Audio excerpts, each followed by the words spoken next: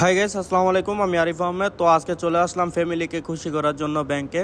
তো যেহেতু আজকে আমি স্যালারি পাইছি, তো স্যালারিটা এখন মাত্র এটিএম থেকে উঠাইলাম। উঠানোর পরেই সাথে সাথে চলে আসলাম ব্যাংকের মধ্যে, কারণ আমাদের স্যালারিটা আজকে একটু দেরিতে দিছে।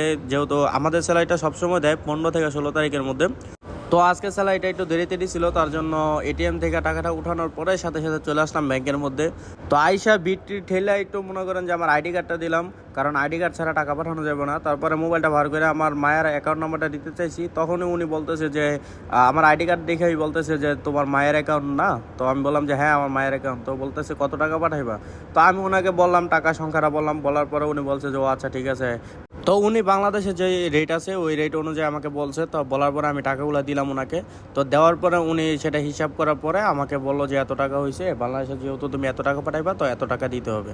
তো আমি ওই টাকাটা ওনাকে দিলাম। তো উনি হিসাব করার পরে টাকাটা আমাকে ব্যাগে দিবে, তার জন্য একটু ওয়েট করতেছিলাম।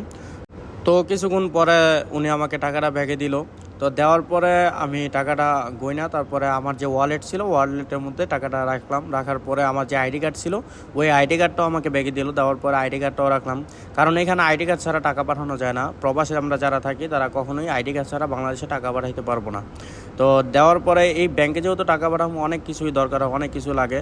তো উনি আমাকে একটা রিসিপ্ট দিছে, ওই রিসিপ্টটার মধ্যে আমাকে সাইন করতে বলছে। তো ওইটার মধ্যে আমি সাইন করে দিয়ে দিলাম, কারণ এটার মধ্যে সাইন না, এটা হচ্ছে ব্যাংকের ওনারা এটা জমা রাখবে আমার এটা।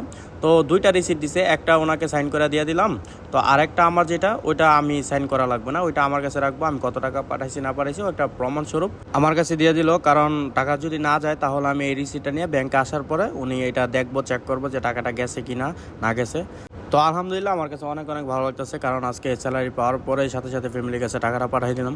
একটা প্রবাসীর সব থেকে আনন্দ মুহূর্ত এটাই, কারণ বেতনটা পাওয়ার পরে সাথে সাথে ফ্যামিলির কাছে টাকাটা পাঠানো আর ফ্যামিলির সবার হাসি মুখটা দেখা। তো আমার কাছে অনেক ভালো লাগতেছে যে আমার ফ্যামিলির কাছে আমি টাকা পাঠিয়ে দিতে পারছি। তো সবাই ভালো থাকবেন, আমার জন্য সবাই দোয়া করবেন, আমি যেন এই প্রবাসে থেকে আমার বাবা মার মুখ উজ্জ্বল করতে